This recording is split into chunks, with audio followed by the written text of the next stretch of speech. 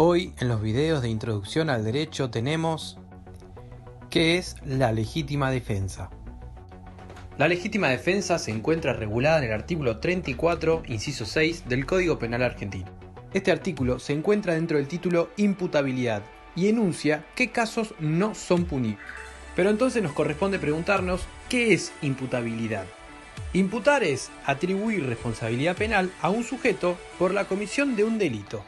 No hace a la discusión de si existió o no existió el delito, sino si se puede responsabilizar penalmente a un sujeto por haber cometido ese hecho delictivo. Es decir, la posibilidad jurídica de ponerle una pena. Como mencionamos anteriormente, el artículo 34 enumera en qué circunstancias de hecho no tiene responsabilidad penal el autor de un delito.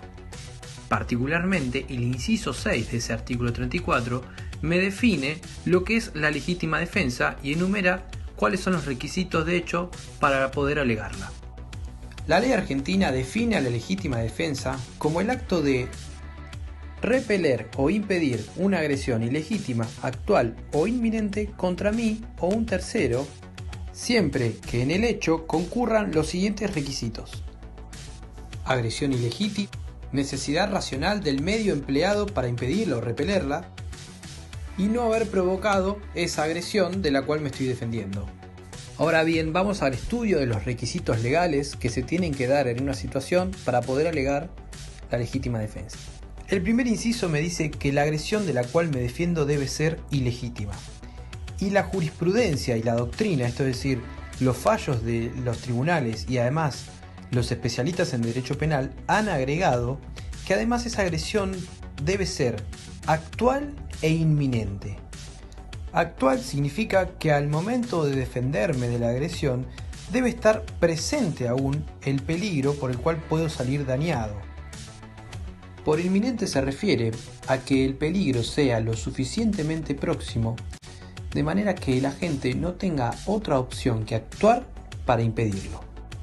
En síntesis, la ley me exige que esa agresión de la cual me defiendo suponga un peligro próximo y que ese peligro no haya desaparecido.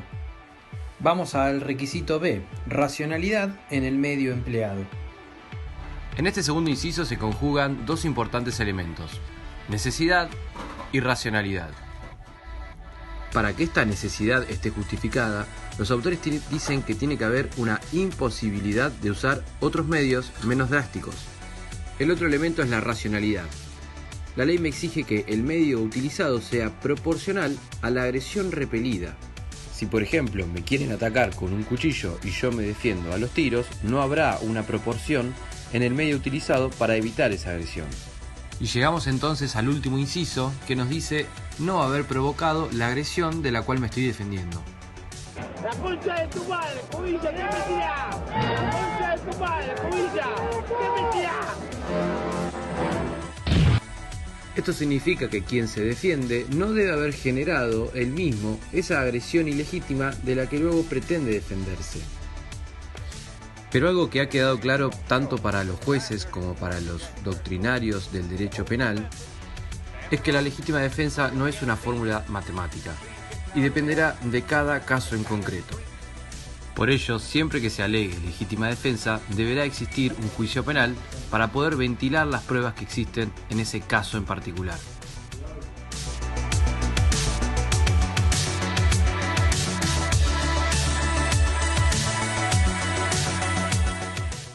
Ahora bien, ya nos quedaron claros cuáles son los requisitos según la ley que se tienen que dar en una circunstancia de hecho para poder alegar el instituto de legítima defensa.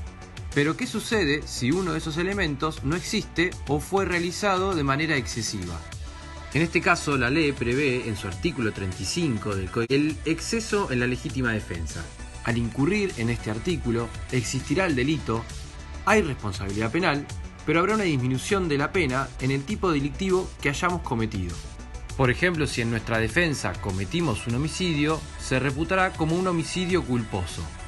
El efecto principal es que disminuye la pena. Pasamos de un homicidio que tiene como mínimo de 8 a 25 años de prisión a un culposo que disminuye la pena de un mínimo de 5 años a un máximo de 10 años. Ahora, también existe la posibilidad que, a pesar de alegar legítima defensa, para la justicia no se hayan dado las condiciones exigidas por la ley y que por lo tanto no estemos dentro de este instituto. También conocido como justicia por mano propia. Y pongo estos 3 tipos de ejemplos. Si asesiné, se me va a aplicar la pena del homicidio. Si lastimé a alguien, se me va a aplicar la pena de las lesiones. Si rompí algo, se me va a aplicar la pena del daño material, sin ningún tipo de atenuantes. En el próximo video analizamos cómo aplican cada uno de estos requisitos legales en los casos actuales sobre legítima defensa y justicia por mano propia.